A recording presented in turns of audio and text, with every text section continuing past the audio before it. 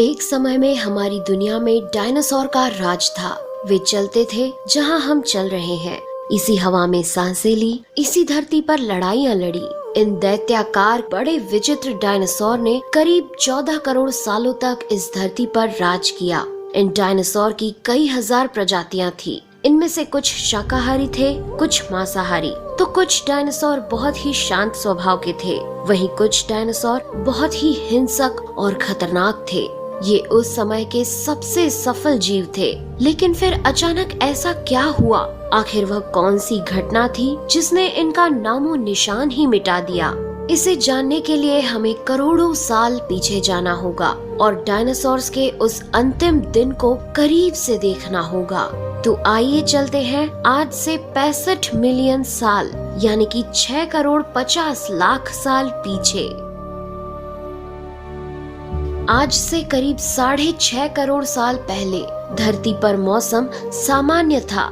चारों ओर सूरज की रोशनी बिखरी हुई थी। लंबे लंबे पेड़ों से टकराती समुद्र की ठंडी हवाएं और चारों तरफ डायनासोर के चिल्लाने चिंघाड़ने की आवाजें। जब ये सारी डायनासोर प्रजाति बड़े ही आराम से धरती पर अपना जीवन बिता रही थी, तब 10 करोड़ साल पहले ही इनकी किस्मत लिखी जा चुकी थी। 10 करोड़ साल पहले एक छोटा एस्टेरॉयड का टुकड़ा जो सुदूर अंतरिक्ष से आ रहा था, वह पृथ्वी से लगभग 20 करोड़ मील दूर मंगल और बृहस्पति के बीच बने क्षुद्र ग्रह बेल्ट में घूम रहे एक बड़े एस्टेरॉयड से जा टकराता है। इस टकराव से उस बड़े एस्टेरॉयड की दिशा बदल जाती है और वह क्षुद्र ग्रह बेल्ट से निकलकर सीधे पृथ्वी की ओर 22,000 मील प्रति घंटे की रफ्तार से बढ़ने लगता है। जब यह एस्टेरॉयड पृथ्वी से 3,84,000 किलोमीटर की दूरी पर था, तब धरती से शायद डायनासोर का अंत ना होता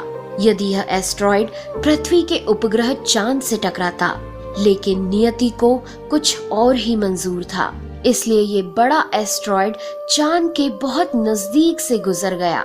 40 किलोमीटर के व्यास वाला 2 ट्रिलियन मेट्रिक टन का ये एस्टेरॉयड प्रत्येक सेकंड के साथ साथ धरती के करीब बढ़ता जा रहा था। ये एस्टेरॉयड जब पृथ्वी के वातावरण के संपर्क में आया तो इसकी रफ्तार एकाएक 70,000 किलोमीटर प्रति घंटा हो गई। पृथ्वी के वायुमंडल में घुसते ही घर्षण की वजह से ये एक भयानक आग के गोले में बदल गया। ये इतनी रफ्तार से धरती की ओर बढ़ रहा था कि सिर्फ 4 मिनट में इसने अटलांटिक ओशियन को पार कर लिया। इसकी चमक इतनी अधिक थी कि धरती पर टकराने से पहले ही हजारों जीव आग के इस दहकते गोले को देखकर पूरी तरह अंधे हो चुके थे। ये जीव उस उल्का को देख नहीं पा रहे थे, लेकिन वह उसकी भयानक गर्मी को महसूस कर रहे थे। कुछ ही क्षण में ये एस्टेरॉयड मेक्सिको की खाड़ी के पास जमीन से टकराता है और लगभग 35,000 डिग्री सेल्सियस की ऊर्जा वाला एक भयंकर विस्फोट होता है। इस टकराव का विस्फोट लगभग 10 हाइड्रोजन बम के विस्फोट के बराबर था। ये विस्फोट इतना शक्तिशाली था कि इसके टकराते ही धरती की लाखों टन धातु अंतरिक्ष में चली गई। टकराव वाली जगह पर 180 किलोमीटर चौड़ा और 20 किलोमीटर गहरा गड्ढा बन गया। विस्फोट के कारण इस गड्ढे का सारा मेटल और पत्थर आसमान में धूल के बड़े बादल में बदल गए। 16 मिनट 40 सेकंड बाद जमीनी टकराव की वजह से धरती के अंदर चारों ओर 11.1 तीव्रता की भूकंपीय तरंगे उठने लगी। इस वजह से समुद्र में विशालकाय लहरों का निर्माण हुआ और एक के बाद एक सुनामी की लहरें चारों तरफ बढ़ने लगी।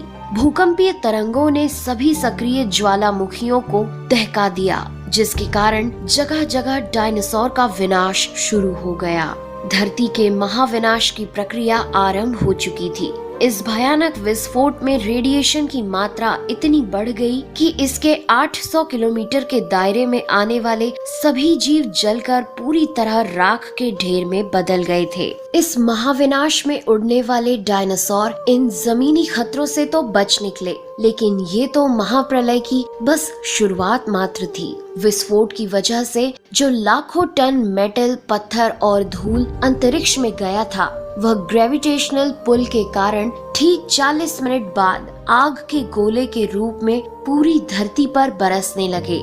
साथ ही धूल का एक बहुत बड़ा तूफान 6000 किलोमीटर प्रति घंटे की रफ्तार से पृथ्वी के दूसरी तरफ मौत लेकर आ रहा था। ये धूल के बादल कई किलोमीटर मोटे थे, जिसकी वजह से धरती पर सूरज की रोशनी का पहुंच पाना असंभव हो गया। गर्म हवाओं का तापमान 100 डिग्री सेल्सियस से ज्यादा हो जाने के कारण धरती पर पेड़ पौधों की लगभग सारी आबादी जलकर खाक हो गई थी। विस्फोट के 90 मिनट बाद धरती का तापमान 200 डिग्री सेल्सियस तक बढ़ गया। इसकी वजह से जो डायनासोर विस्फोट के इलाके से कोसों मील दूर थे, वे भी इस गर्मी से बच नहीं पाए। इस महाप्रलय से धरती की कुल 90% प्रजाति पूरी तरह खत्म हो गई थी और जो 10% जीव धरती पर बच गए थे, उनमें से भी सिर्फ वही जीव जिंदा रह सके जिनका वजन 30 किलोग्राम से कम था। इसका कारण ये था कि इस महाप्रलय में लाखों की संख्या में जीव मारे जा चुके थे और पेड़ पौधों की सारी आबादी भी जलकर राख हो चुकी थी, जिसके चलते यहाँ जो बड़े और विशालकाय जीव जीवित बच गए थे, उन्हें भरपूर मात्रा में खाना पीना न मिल सका। लेकिन ये महाप्रलय किसी अन्य जीव के लिए फायदेमंद साबित होने वाला था। धरती पर डायनासोर का अंत एक छोटी प्रजाति के लिए सुनहरा अवसर लेकर आया और वह प्रजाति थी मैमल्स की। मैमल्स क्या थे, कैसे बच गए महाप्रलय से, डायनासोर के अंत के बाद इंसान कैसे और कहां से आए, ये जानेंगे हम अगले एपिसोड में। यदि आप चाहते हैं कि हम अगला वीडियो जल्द से जल्द बनाएं, तो